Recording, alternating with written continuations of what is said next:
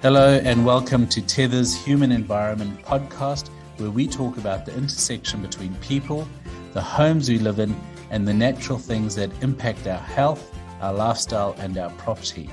With me as co-host, Brandon van Blerk, who is the founder and CEO of Tether, a New Zealand tech startup that works with building homeowners and occupants to solve building performance problems, improve health, reduce cost, and help create a sustainable future. Good morning, Brandon. Good morning, Colin. Good to see you, my friend. How are you today? Well, it's another day in lockdown, and I guess for some people it's like another day in paradise, and for others it's exactly the opposite, isn't it? For me, it is not another day in paradise. As someone who thrives on social interaction, I am dying slowly inside. And there's a lot of businesses and people struggling out there as well, and some enjoying it. Yeah, we've been spoilt in New Zealand, but we've also become complacent.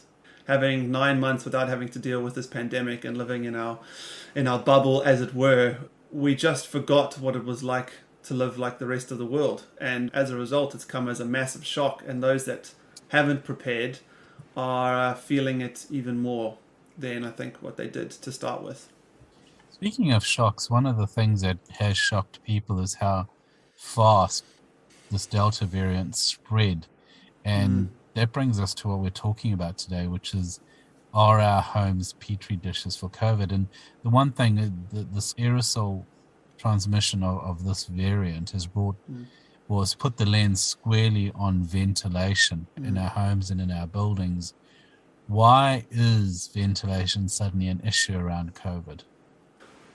Well, COVID is an airborne transmissible disease, right? It's spread through breathing out droplets that contain the virus in it. And when it started, the initial strain of the virus didn't have that much transmissibility. So you needed quite a bit of the viral load, as they say, within the water droplets that you expel when you talk, sing, shout, or scream. Whereas with this new Delta variant and with new variants that could possibly come into the future, the transmissibility has become far bigger in a smaller amount of expellant, or what you breathe out. And so the highlight on air and the air quality and our ability to ventilate air has become far more topical and prevalent, because it really is an indicator. It's a proxy for the transmissibility of COVID. Is how well is your home, how well is your office, or the places that we go, how well ventilated are they? Because by understanding the ventilation rates of these places, you can then apply a risk assessment around the transmissibility of COVID, especially as it's becoming more and more transmissible as the virus starts to mutate and turn into different variants. Because one of the stories going around is that two people opened the door on opposite ends of a passage in a hotel, and COVID leapt across that over a few seconds. So it's very transmissible. And we know that hotel passages aren't exactly the most well ventilated spaces, are they? No. Well, let's define ventilation, right? So what is ventilation? Ventilation is really the change of air. So if you have a completely sealed box and you then open that sealed box, new air flushes in and old air flushes out. You end up having this uniformity or this equilibrium state as air starts to move. It's why the wind exists. It's why you can feel air moving through buildings when you open a window or a door, and especially if you open one on either side. If you open just one window or one door on one side of the building, sometimes it's very rare to feel any air move, and in fact that's not ventilation. So ventilation is strictly just the movement of air. And what we're trying to do is we're trying to replace old stale air with new fresh air, or in this case, air that may contain COVID or other viruses, with air that doesn't contain COVID and other viruses. And without controlling the flow of air, as in the example of the hotel, the air moves in the direction where pressure changes. So if you open a door or open a window, that old stale air or the air that contains potential viruses will move in the direction of the low pressure where you've managed to open that door or window. And if you've got nothing going to the outside, no fan, no ventilation, no window that's opened inside the room, You open the bedroom door, and where's the air going to go? Straight out to where someone possibly has opened a door or window. And it's just going to use that person's door or window as an escape, or to create an equilibrium, or to balance itself out. So unless you're in control of the ventilation or the flow rate, it's going to take control of itself. And then you don't have control of the situation. So you can open a door and window, and then the air will move potentially out of that door or window. Or in some examples, like within residential buildings that have good recovery, heat recovery ventilation systems, or just positive or negative pressure systems, you can somewhat control where that air moves to. When you've got commercial buildings or gyms, they have big HVAC systems which hopefully purify or move fresh air in and old air out. It probably raises the question as well about the ventilations of our buildings in New Zealand, or the ventilation of our buildings. And obviously, you have homes, houses, you have motels, you have office spaces, you have cafes and restaurants. How well ventilated are our buildings and our homes here in New Zealand? Terribly ventilated, which is why we have issue with mold. It's why we have issues with damp. We had leaky issues previously. We typically don't have a good model for good ventilation rates within New Zealand. We are starting with the healthy home standards to try and put in ventilation standards within bathrooms and kitchens and things. We have this 5% openable window ratio that we ask for bedrooms or habitable spaces. But there's no standard, there's no legislation around what a very good or a well-ventilated building should be. It's up to the consumer or the customer to understand that and choose it as something that they want, rather than something that's required by a standard. And the proof's in the pudding. You can see by our houses, our houses are terrible. We're facing a healthy home crisis here in New Zealand. And it's testament to the hospital visitations we have, with the issues with respiratory illness, asthma and the like that we have, some of the highest rates in the OECD. And our houses and our buildings are to blame for that. Not great at all. Why have we got such poor ventilation standards compared to other countries? Because people just don't know. They haven't been educated. They haven't been told what's right and what good looks like. And the building code and the legislation hasn't followed. So we don't require good ventilation rates, right? If you go for something like a passive house design in the residential construction sector, or some other high performance design methodologies, these types of standards, they include ventilation rates. They include energy consumption rates that are needed in order to meet the standard. To have a home built to code, there's no standard around what the ventilation rates need to be in order to meet the standard. So, of course, this society or New Zealand just don't know. It's not that they don't want to do better. It's just that the information's not there, and the government or the legislation doesn't help in any way, because you're going to make the decision not to do it if you don't have to. It just seems logical that you would build a property with good ventilation. Why hasn't that been done? It feels logical today, but it didn't 30 years ago. With modern science and with all of the learnings and things that we have around building science and understanding what good construction practice looks like, we've gotten to a point where we know you have to build tight, ventilate right. That's the saying. But the code is 30 years behind, right? We haven't changed anything. We haven't updated any of these requirements for 30 plus years. So we're still living in the 1990s or 1980s, and we have a lot to improve on. So we know these things. It is logical, but it's just not being made something that New Zealanders understand and value and know that they have to do over and above what legislation requires. I was listening to a television documentary that said that basically or ventilation occurs on average every 2 to 3 hours. That was an American, so I'm not sure how well informed he is about what it is in New Zealand, but I'd be curious to know how frequently air changes occur in our properties and what should they be, because he says they should be 5 times an hour at least. How do you contextualize that for New Zealand? This is a very, very difficult question to answer, because it really is an equation between how big your space is, how airtight that space is, and how many people you have in that space. an average human will breathe out about a kilogram of carbon dioxide every day. If you're in a tight space without any ventilation and you start to breathe out just as a person sitting at a desk working, you'll quickly fill that space up with CO2 and your parts per million will go through the roof. On the other hand, if you're a person in the same box, but the box has got a window on either side and you decide to open that window and you get some fresh air coming in, just by opening those windows based on prevailing winds and pressure systems and things, you could end up cleaning that entire 1 meter cube box out every couple of minutes, depending on what it is.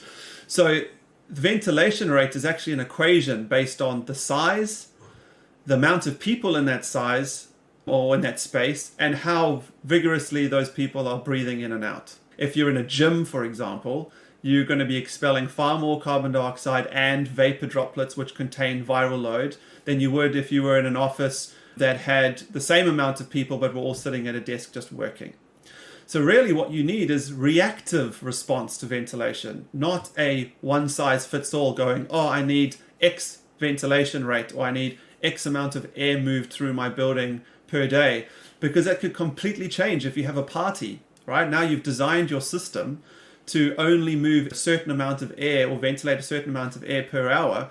You throw a party in there and everything goes to chop. It just doesn't work because the system isn't reactive. So I'm reluctant to give you an answer on a specific, because I don't think a specific is necessary. I think what we need is actually a reactive system where we build systems that are capable of ramping up and ramping down and are reactive to things like CO2 content. CO2 content is a very good proxy for understanding the requirement for ventilation rates within buildings. I was sort of saying that if we can't really, if the number of air changes depends on how many people, the size of the space, then maybe the alternative way to measure if it's sufficient or not is to measure the carbon dioxide. Yeah, the carbon dioxide content of a room. Absolutely, because human beings breathe out water vapor and carbon dioxide, and obviously some other gases as well, but that's the majority of it. So by measuring carbon dioxide, which is quite easy to do and very inexpensive, it becomes a very effective proxy for understanding things like COVID transmission. There's been some pretty enlightening studies that have happened over the last couple of months on this, and it turns out that the transmissibility of COVID is pretty much identical to the buildup of CO2. So once you get up to 2 times the level of CO2 in terms of health, it's 2 times more transmissible and 4 times more transmissible as you start to move up in terms of CO2 content. There is obviously some caveats here. It is a risk assessment, not an absolute science, but it is definitely a proxy and can be used to understand the risk of transmissibility in an easy and low-cost way. Brandon, but if you look at the hotels that we've just been talking about, we've currently got isolation hotels where people with COVID are being transported to. They're staying in these hotels. Is that a safe environment for them? Depends on the hotel. So it depends on the hotel and the systems they have in place.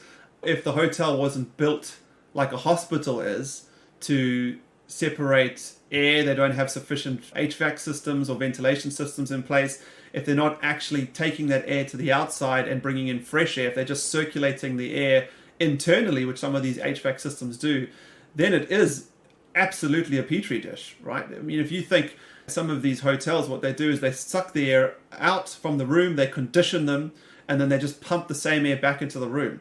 Or worse, they have these ducted systems where they'll bring the air in, they'll condition it, and then they'll distribute it across the other rooms without actually bringing any fresh air in. So it may feel cooler and it may feel more comfortable, but it's actually not fresh air. It's conditioned air where you're not bringing any outside air in. So under the worst circumstances, you could end up with an absolutely massive problem on your hand where these hotels are circulating COVID-laden air and you end up with everybody just being exposed. However, if you do have an example, and I'm sure there are some examples of hotels that have thought this through and each hotel room has its own separate system, then it could be sufficient for what they're trying to attempt to do. If I just bring us back a moment to the building code, are there any plans in the building code or the healthy home regulations to improve ventilation standards across New Zealand? So there are some standards up for discussion at the moment, especially H1 standards what are being discussed, and those will look at things like air tightness, ventilation rates, things like heating requirements, and so on and so forth. So there is work being done by MB and by the government, and it is up for consultation. And there's a lot of experts that have had their say. And my hope is that New Zealand does make the right decision, the New Zealand government makes the right decision, and they start to crack down hard on our building standard and our code to make sure that we do build the houses for the future that are prepared for things like these pandemics, and also just for overall health and comfort. For too long have we lived in homes that are cold, damp, moldy, breaking down, just not great for average New Zealanders. And it's not just the rental industry, it's across the board. And that was my next question, is what needs to change? And one of them obviously is the building codes. What advice do you have for us now to help protect ourselves or have a more healthy environment? Because thinking about when lockdown's over, people are going to be going back to offices, they're going to be going back, getting in their cars and all of that sort of thing. Are we just asking for more of the same with the way conditions are at the moment? Yes. Well, I don't know how they continue to keep the wolf from the door, right? I mean, when it comes to COVID, I guess the holy grail is get the entire country vaccinated, but that's going to be harder than I think anyone thinks possible. So it is only a matter of time till there's another outbreak, right? And how quickly do we contain it, and do we go into another lockdown level 4, and what does that look like? So what can we do to make a change, or to at least try and stop transmissibility if it does happen, or just to live in, a better and healthier environment? I think the first thing is to become educated, understand what it means to be in a healthy environment, a comfortable environment, a well-ventilated environment. Monitoring things like CO2, even temperature, humidity. These are great proxies, inexpensive ways to check ventilation rates within your home, within your offices, your gyms, whatever it might be. And then it's up for those building owners to actually do something with that information. So if your CO2 readings go above 1,000 parts per million, do something about it. Ramp up the ventilation systems if you can, or put in things in place like open windows, open doors, try and get as much fresh air as possible to bring those CO2 rates down.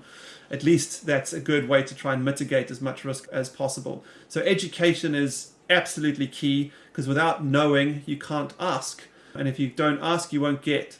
So inform yourself, become part of the educated public, and try to drive change, especially towards those building owners, those buildings that you frequent frequently, whether that's your own home or whether that's an office building or a gym or other places of interest as well.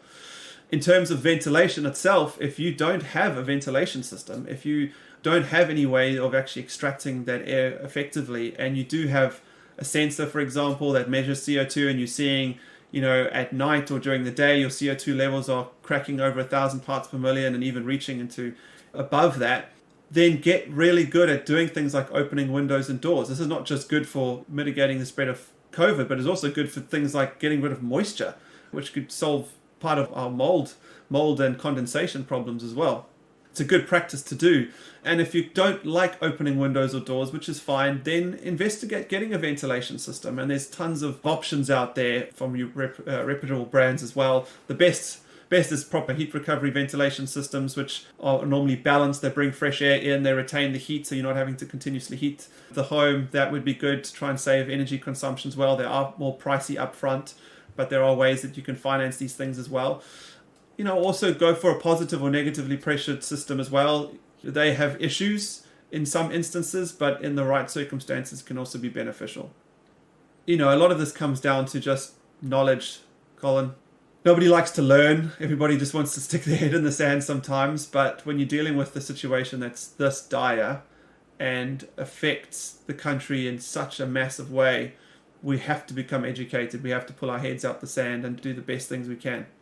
Tether, obviously, you have a system, you have software, and you have some hardware that is in a lot of homes and a lot of properties in New Zealand now, measuring air content and all of that sort of thing. And the question might be a bit left field, but has there been anything you've seen in the data that is kind of average or approximate for New Zealand properties? Yeah, CO2 content is through the roof, especially in highly frequented areas. Even in my own house, where I try to ventilate quite effectively, I would often go over 1,000 parts per million, especially at night when I'm sleeping. I just need to be able to ventilate my room a bit better, but I'm in a rental property, so I have to make other plans. So I do open doors and windows when I can. If I can't open a window, then I always open a door into the passage, and I always have my extractor fan in the bathroom, which sucks air out. So it's very rare, actually, Colin, to see a space that has people in it that doesn't end up getting CO2 content over 1,000 parts per million, which, based on the research, is sort of when you need to start to worry about increases in transmissibility of COVID. So having the data has helped me make better decisions in my home as well in terms of ventilation. We've seen with our other customers it's helping them, but it's still quite scary to see how common it is for those CO2 readings to just be astronomical over long periods of time.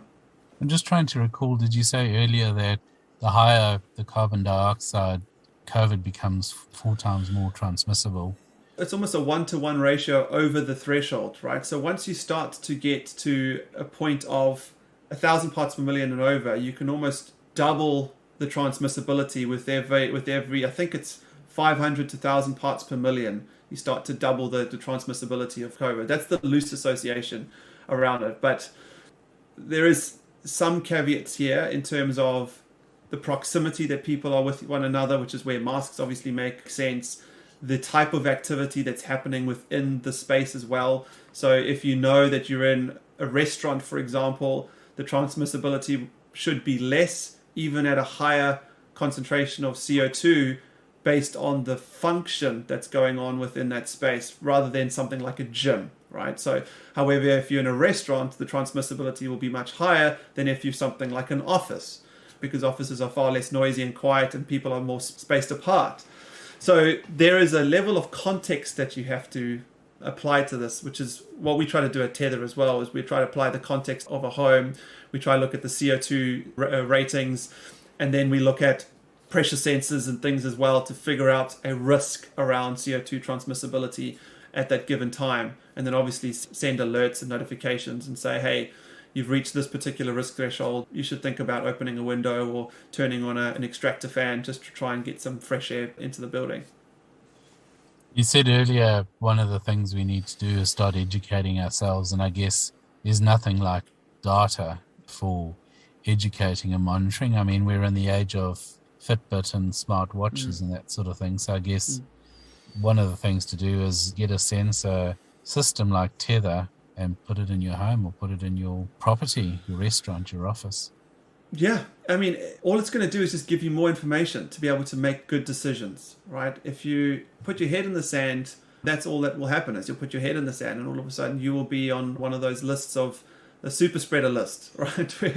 where you've been seen as someone who, I mean, not that you can control it. So I do say tongue in cheek in that way, but it's the best way to mitigate the spread at the moment is just to reduce the amount of droplets or viral load in the air. And that's purely to do with ventilation rates. That's why masks are so effective as well, is because they stop vapors from being released. They get caught. But if you've got a whole bunch of people in a space, that CO2 reading is going to be a beautiful proxy for exactly how much water vapor or vapors in the air as it is. It's almost like dehydration, right?